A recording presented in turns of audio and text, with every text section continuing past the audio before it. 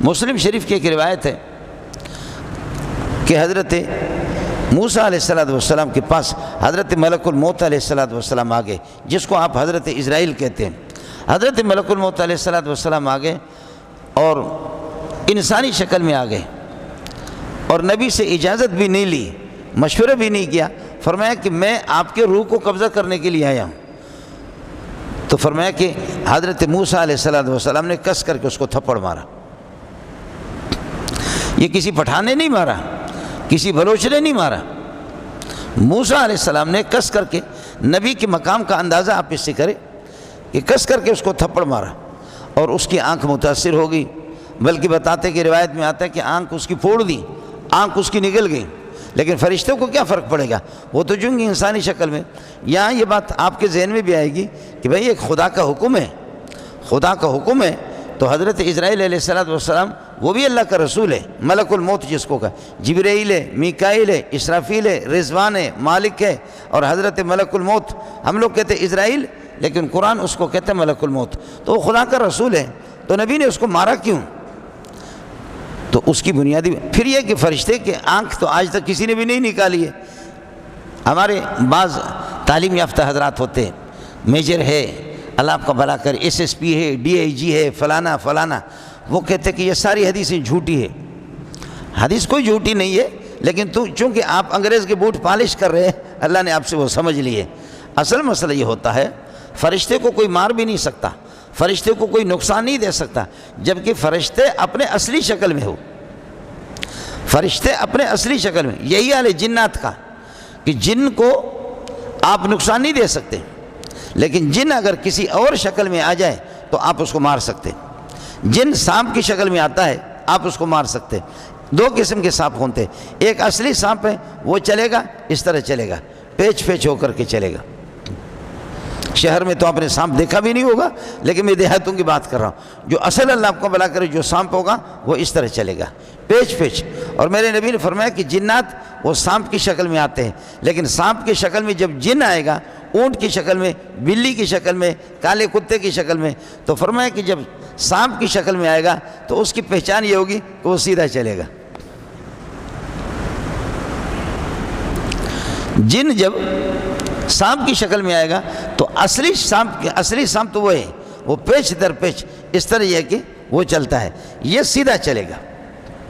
سانپ کی شکل میں جب آئے گا تو اپنے اصلی شکل کو جن چھوڑ کر کے آپ اس کو دیکھ بھی سکتے، اس کو مار بھی سکتے، اس کو نقصان بھی دے سکتے۔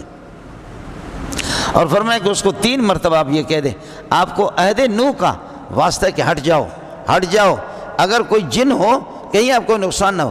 3 مرتبہ کے بعد اگر نہ جائیں تو پھر آپ کو اجازت ہے، آپ اس کو مار سکتے۔ خیر، میں عرض کر رہا تھا کہ حضرت ملک الموت علیہ السلام اسرائیل وہ اپنے اصلی شکل میں نہیں آیا۔ فرشتے اپنے اصلی شکل میں اس کو کوئی نہ پکڑ سکتا ہے، نہ کوئی دیکھ سکتا ہے، نہ اس کو کوئی نقصان دے سکتا ہے۔ انسانی شکل میں آ کر کے اس نے بتا دیا کہ آپ کے روح کو قبضہ کرنا ہے۔ اور پھر یہ کہ نبی سے چونکہ مشورہ کیا جاتا ہے، نبی کا جب وقت پورا ہوتا ہے تو نبی سے مشورہ کیا جاتا ہے کہ آپ کا وقت پورا ہو گیا ہے اور اب آپ کی کیا مرضی ہے۔ اس طرح موری منظور کی طرح نبی کو وفات نہیں آتی، اس کو موت نہیں آتی، اور عام ملا کی طرح نبی کو موت نہیں آتی، نبی سے مشورہ کیا جاتا ہے۔ سبحان اللہ، یہ نبی کا مقام ہے۔ حضرت ملک الموت علیہ السلام نے مشورہ کیا بھی نہیں، مشورے نہیں کہ جیسے کہا آپ کی روح قبضہ کرنے کے لیے حضرت نے دے مارا اس کو۔ موسیٰ علیہ السلام جلالی تو تھا، موسیٰ علیہ السلام تھا بھی تو جلالی۔ اب اس نے کہا کہ یا رب اس طرح اس نے مجھے اس طریقے پر نقصان پہنچایا، تو حق تعالی شاہ نے موسیٰ علیہ السلام سے فرمایا، حضرت اللہ نے فرمایا کہ اے موسیٰ آپ کب تک زندہ رہنا چاہ رہے ہیں؟ آپ کسی بیل پر اپنا ہاتھ رکھو، اس بیل کے آپ کے ہاتھ کے نیچے جتنے بال آئیں گے نا، ان بالوں کے مقدار میں آپ کو میں زندگی دے دوں گا، اتنے سال۔ اب چاہے وہ 1000 سال 2000 سال جتنے آپ کو پھر فرمایا آخر میں کیا ہوگا؟ جب آپ مجھے جیسے کہ میرے ہاتھ کے نیچے جتنے بال آئیں گے ان کے مقدار میں اتنے سال آپ مجھے زندگی دے دیں گے، اس کے بعد کیا ہوگا؟ فرمایا اس کے بعد پھر بھی موت ہے، اس کے بعد پھر بھی موت ہے۔ تو پھر فرمایا کہ یا اللہ جب موت مجھے چھوڑے گی نہیں تو پھر یہ ابھی سے مجھے قبول ہے، یہ موت جب مجھے، چنانچہ قرآن میں جو لفظ ہے وہ لفظ یہ ہے کہ آپ موت کو تلاش نہ کریں، موت خود پیاسی ہے، وہ آپ کو تلاش کرے گی۔ جیسے کہ ہم صدر صاحب سے بھوکے ہوتے ہیں نا، صدر صاحب سے ملنے کے لیے، وزیر اعظم سے ہم ملنے کے لیے جا رہے ہیں، تو قرآن کہتے ہیں ان الموت الذی تفرون منہ، جس موت سے آپ بھاگتے فإنہ ملاقیکم، وہ موت خود آپ کے پیچھے آئے گی۔ پٹھان کو جانے کی ضرورت نہیں، بلوچ کو موت کے پاس، فرمایا کہ موت خود آپ کو تلاش کرے گی، موت خود پیاسی ہے اور موت خود بھوکی ہے، وہ آپ کو تلاش کرے گی۔ تو آخر حضرت موسیٰ علیہ السلام نے فرمایا کہ آخر کیا ہوگا؟ فرمایا آخر موت آئے گی، 1000 سال رہو، 10,000 سال رہو، 20,000 سال رہو اس زندگی دنیا میں، تب بھی موت ہے۔ تو پھر فرمایا کہ اے اللہ، جب میرے لیے موت ہے تو پھر مہربانی کر کے مجھے فلسطین کی ذرا مسجد اقصیٰ کے قریب کر دو، اس لیے کہ میدان تیہ میں آپ کا انتقال ہو گیا۔ بنی اسرائیل نے جو اللہ کی نافرمانی کی، یہودیوں نے تو 40 سال تک اللہ نے ان کے یہ جو ادھیڑ عمر کے لوگ تھے، ان کی نسل 40 سالوں کو بنی اس میں میدان تیہ کے اندر رکھا، ان کو ختم کیا، اور چھوٹے چھوٹے بچے تھے وہ بچ گئے، لیکن جن کا نوجوان طبقہ تھا 40 سال کے بعد تو وہ تو ختم ہو گیا۔ تو حضرت موسیٰ علیہ السلام اور حضرت ہارون علیہ السلام، ان دونوں کو جو موت آئی ہے، دونوں کا جو وصال ہوا وہ میدان تیہ کے اندر ہوا۔ تو آخر کار فرمائے کہ اے اللہ، میری قوم نالائق قسم کی قوم، انہوں نے جہاد نہیں کیا، جرأت نہیں کی کہ ہم فلسطین کو آزاد کریں عمالقہ سے اور اشدودی قوم سے اور جالوتیوں سے، اس کو آزاد کر دے، میری قوم نافرمان ہے۔ میری ایک تمنا تھی کہ میں جا کر کے مسجد اقصیٰ اور فلسطین کو میں قبضہ کروں، لیکن قوم نے میرے ساتھ نہیں دیا۔